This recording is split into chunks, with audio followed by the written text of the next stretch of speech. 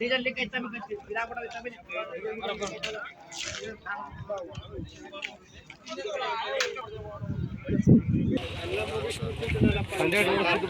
ಕಂಡ್ರೇಟ್ ಓಡಿಸ್ತಾ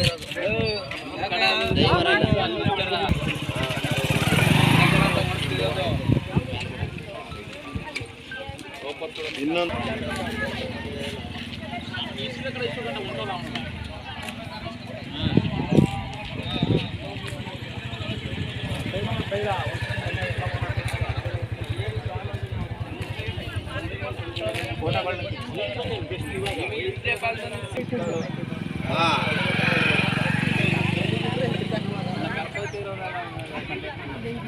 ಮಾಡಿಸ್ಕೊಡ್ತೀವಿ ಇಲ್ಲ ಇಲ್ಲ ಇಲ್ಲ ಏನು ತೊಂದರೆ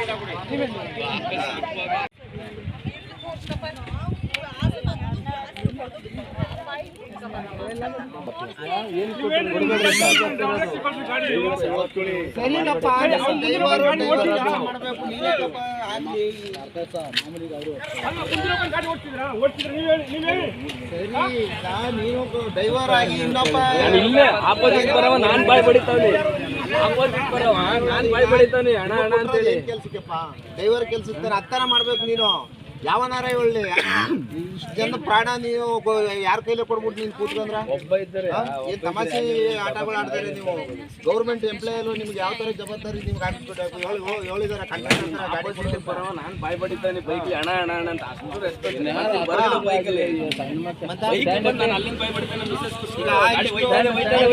ಕೊಡ್ಬಿಟ್ಟು ವಾಡ ಇಲ್ಲ ಇಷ್ಟು ಘಟನೆ ಯಾವ ತರ ಸ್ಟ್ಯಾಂಡ್ ಎತ್ಕೊಳ್ಳಿ ಅದು ಗಾಡಿ ಸೆಕ್ಷನ್ ಕೊಟ್ಟಿದ್ದಾರಪ್ಪ ನೀನು ಗಾಡಿ ನಾವು ಕಂಡಕ್ಟರ್ ಕೊಡ್ಬೇಕಾದ ಯಾವಾಗ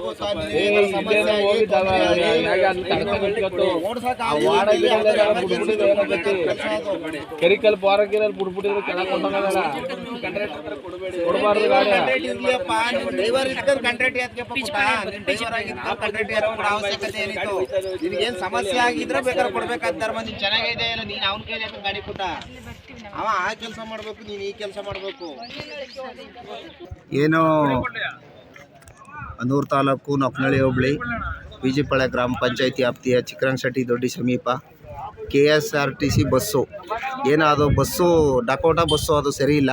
ಜೊತೆಗೆ ಬಸ್ಸು ಡ್ರೈವರು ಮತ್ತು ಓಡಿಸೋದು ಬದಲು ಕಂಡಕ್ಟ್ರ್ ಓಡಿಸಿ ಒಂದು 30-35 ಜನರು ಬರ್ತಿದ್ದಂಥ ಒಂದು KRTC ಬಸ್ಸು ಈಗ ಪಲ್ಟಿಯಾಗಿ ಅದು ಸುಮಾರು ಒಂದು 3-4 ಜನಕ್ಕೆ ಸಣ್ಣ ಪುಟ್ಟ ಗಾಯಗಳಾಗಿದೆ. ಉಳಿದವ್ರಿಗೂ ಪಾಪ ಒಳ ಏಟಾಗಿದೆ. ಎಲ್ಲ ಟೀಚರ್ಸ್ಗಳು ಶಾಲೆಗೆ ಹೋಗ್ತಾ ಇದ್ದವರು, ಶಾಲೆಗೆ ಪಾಠ ಮಾಡಲು ಹೋಗ್ತಕ್ಕಂಥ ಜಾಸ್ತಿ ಲೇಡೀಸೇ ಇರ್ತಕ್ಕಂಥ ಬಸ್ಸು.